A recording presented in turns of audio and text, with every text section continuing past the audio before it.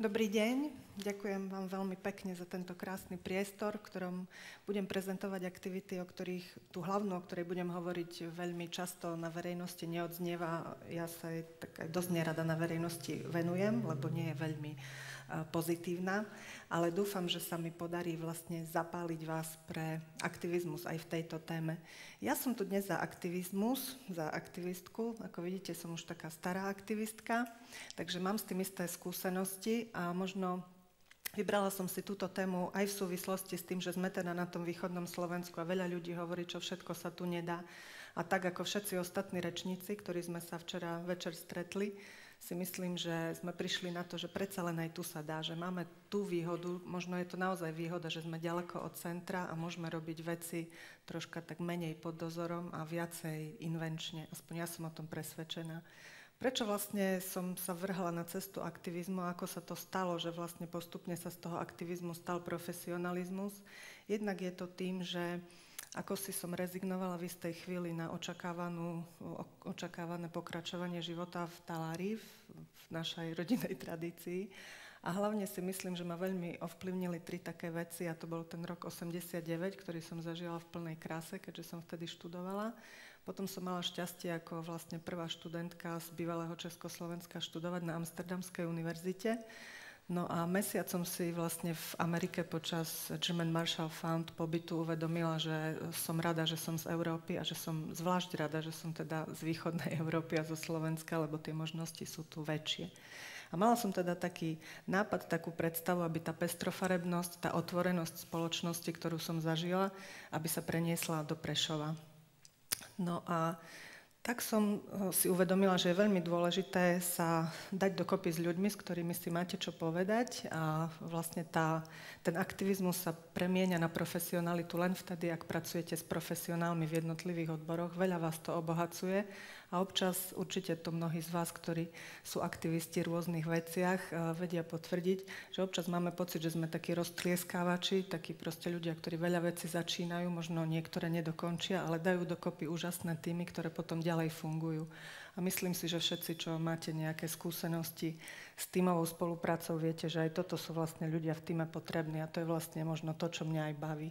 Preto v tých oblastiach záujmu je toho troška viac u mňa. V prvom rade sú to teda v súčasnosti ženy, matky a žiaľ aj to násilie, ktoré k tomu patrí. Pracovala som na projektoch s Rómami. Baví ma teda aj rozvíjať náš región rôznymi spôsobmi. A keďže toto sú témy také pomerne ťaživé a pomerne pomaly sa dostávate k nejakým výsledkom, tak som sa venovala, kým sa to teda aj zdravotne dalo, aj cyklistike, pešej turistike a všetkému, čo súvisí s vytváraním nejakých verejných priestorov. No a moja zvlášť vášeň úchylná troška je víno. Takže čo si človek vlastne uvedomí v prípade, keď chce byť aktivistom a chce niečo zmeniť v oblasti, kde vidí, že veci nefungujú?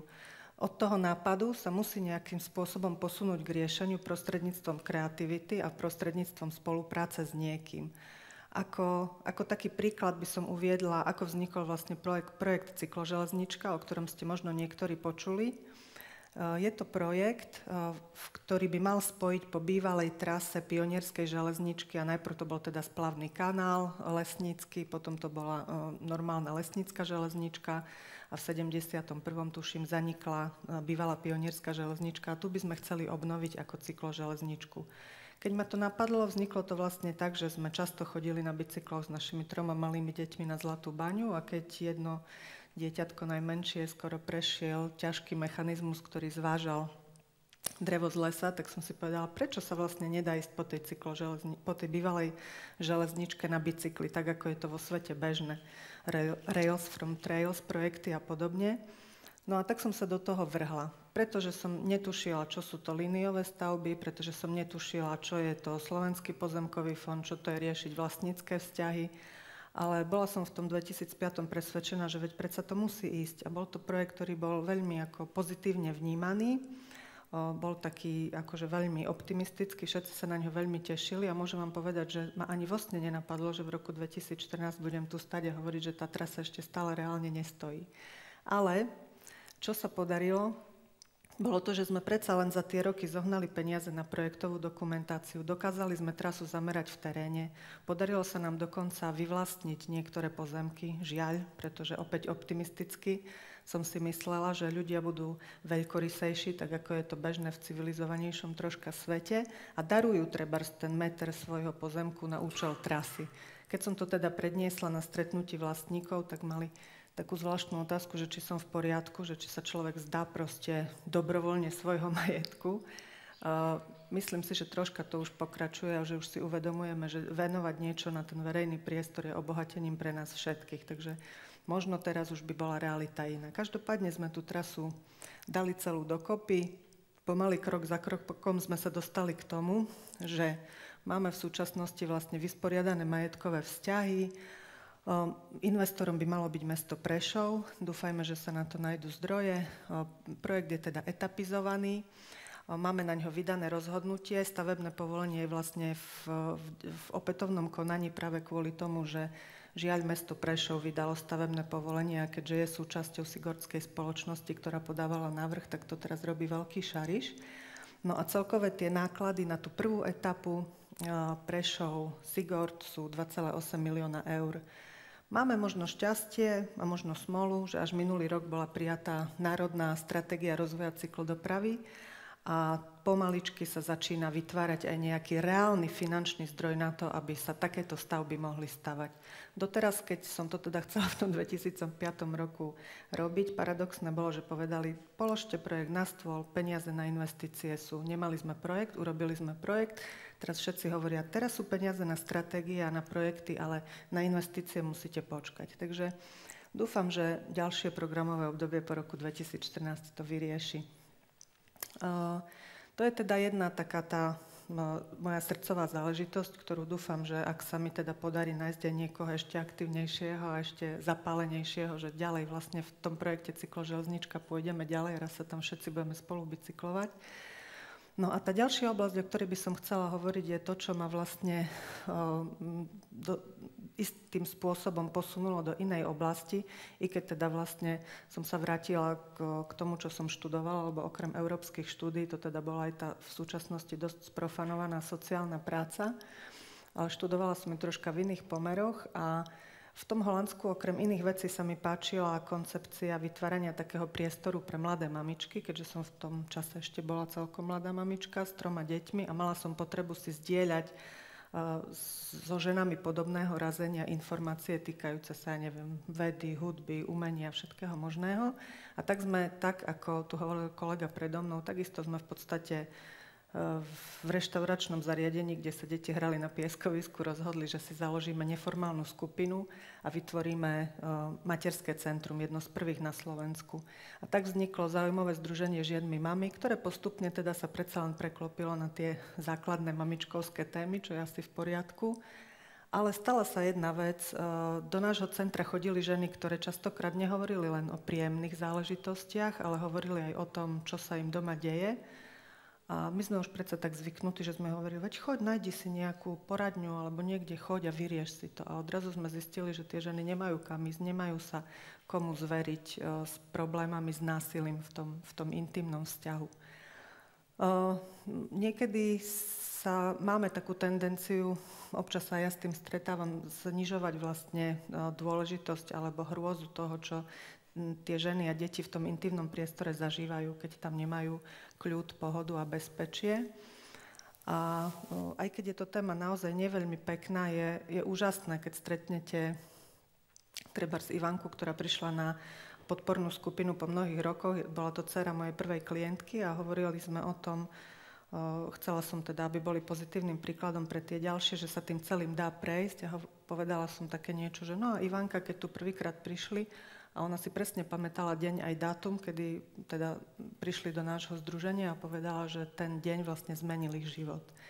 A to sú príbehy ako trebárs pani Hedvigy, ktorá aj keď žije so 4 deťmi v súčasnosti v jednoizbovom byte a niekedy vzhľadom na tie celkovú situáciu u nás, čo sa týka zamestnanosti, o čom sme tu už počuli, alebo aj podporovaného bývania pre ľudí, ktorí nepadli do sociálnej záchrannej siete vlastnou vinou, tak aj napriek tomu hovorí, že je rada, že ten krok urobila, lebo to bezpečie sa nedá vyvážiť vlastne žiadnymi peniazmi.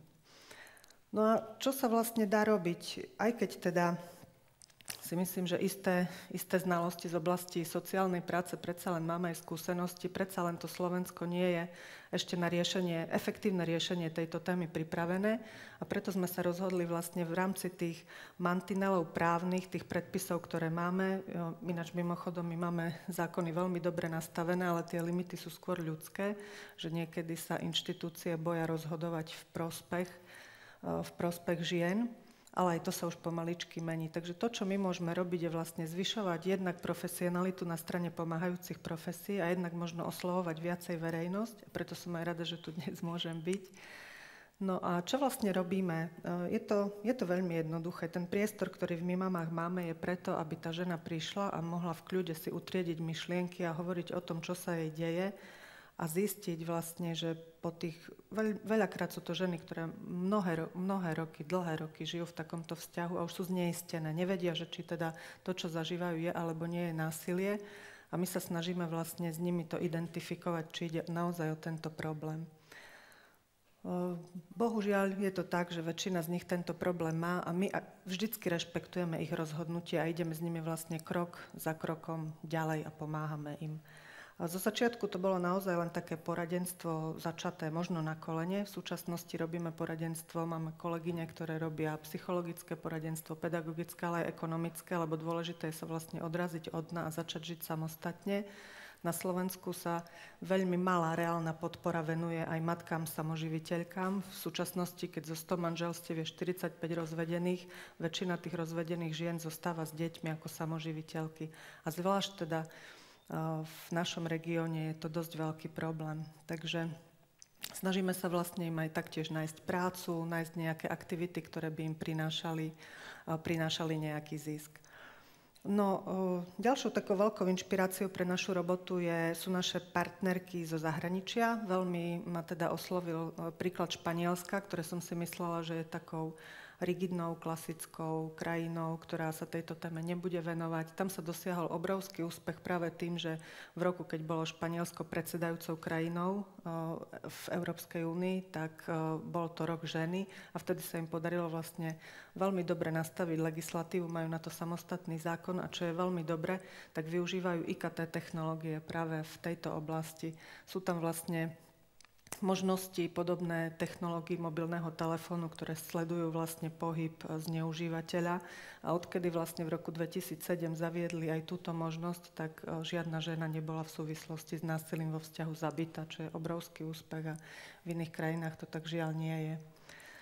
Snažíme sa vlastne k tomuto problému pristupovať tak komplexnejšie a hovoríme teda veľmi veľa aj o vzťahu mužov a žien, pretože myslím si, že spolu s našimi kolegyňami máme názor, že feminizmus neposkytuje vlastne len ženám nejaký väčší priestor v spoločenskom priestore, ale robí vlastne veľmi pozitívne veci aj pre mužov, lebo na druhej strane ich vlastne púšťa do toho priestoru, ktorý kedysi bol špecificky vyčlenený len pre ženy. A to teda som veľmi rada, že mám pocit, že sa to veľmi mení a vlastne najobľúbenejšou súčasťou mojej práce v súčasnosti sú práve stretnutia s ľuďmi na stredných školách a riešenie vlastne tejto problematiky rovnoprávnych vzťahov, ktoré nie sú jednoduché, ale sú jediné, ktoré by mohli fungovať. V rámci teda kampani robíme aj FemFest, kde sa snažíme prinášať také troška feministické témy aj kultúrno-umeleckým štýlom. Pred pár rokmi sme robili spolu s Julkou Labudovou z Babadla také predstavenie Rod rovná sa rovnosť a myslím si, že bolo veľmi dobre, snad sa nám podarí k nemu vrátiť. No a taktiež sa podieľame na tých 16 dňoch aktivizmu. Okrem cykloželezničky, ktorá je takým veľkým investičným sústom, do ktorého sa dúfam, že zakúsime v najbližších rokoch, možno na budúci a na ten ďalší, tak je tu jedna reálna vec, ktorá súvisí práve so službami pre ženy. V Stafforde v Británii sme mali možnosť vlastne vidieť, ako fungujú bezpečné ženské domy, takisto ako aj tie domy žien Casa de la Mujeres v Španielsku.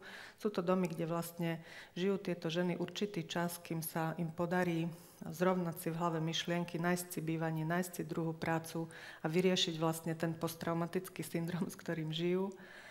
A na takéto účely vlastne my zatiaľ prevádzkujeme len trojizbový byt, ktorý má síce kapacitu 11 osôb, ale keďže je to normálny byt, tak ide v podstate o 3 ženy a ich deti. Už pri tejto kapacite je to nezvládnutelné, ale podarilo sa nám získať od mesta Prešov nájom na takýto baráčik. No nevyzerá dvakrát optimisticky, ale tie projekty sú nádherné a mali by sme ho začať rekonštruovať túto jeseň. Pôjde vlastne o chránené bývanie, kde bude 24-hodinový bezpečnostný pult, ale ženy tam budú mať komplexné služby, bude tam dole tá poradenská časť vlastne pre prácu s deťmi. Ale čo je veľmi dôležité, existujú dve také koncepcie. Jedna je o tom, že to zariadenie má byť utajené, uzavreté, nikto nesmie vedieť, kde to je, čo sa tam robí, aby sa zvyšovala ochrana tých žien. A to druhé, tak ako sa to robí v Británii a tou cestou by sme sa vlastne chceli vydať my, je to, že celá komunita bude vedieť, na čo to zariadenie slúži a stane sa súčasťou vlastne ochrany tých obyvateľiek. Takže budú vlastne reflektovať pohyb všetkých neznámych ľudí. A keďže toto je vlastne na Šidlovci, dúfame, že v spolupráci s miestnou komunitou sa nám podarí aj toto uviesť do reálneho vlastne konca a že to bude vlastne také vyústenie našej viac ako 10-ročnej práce. No a v tom aktivizme je taká jedna vec, ktorá vás postretne všetkých, keď tam budete dlhšie a budete sa snažiť robiť veci, ktoré sa spočiatku nedajú a budete sa snažiť prebiť hlavou múr, čo sa určite vám všetkým stáva, tak je dôležité si nájsť také pozitívne aktivity, ktoré vás teda bavia a urobia šťastnými. A my sme sa vlastne rozhodli v rámci našej činnosti propagovať zaujímavé ženy, ktoré nejakým spôsobom súvisia s našim regiónom a v decembri minulého roku sme robili čítanie z knihy Mojich 7 životov našej rodáčky Agneši Kalinovej, čo bola veľmi, veľmi príjemná akcia a každoročne sa snažíme organizovať aj karnevaly pre nás a pre našich priaznivcov, aby sme teda ukázali, že i keď je to téma ťažká a ťaživá, môžu ju robiť len ľudia, ktorí sa dokážu pozrieť na život aj takými optimistickými očami.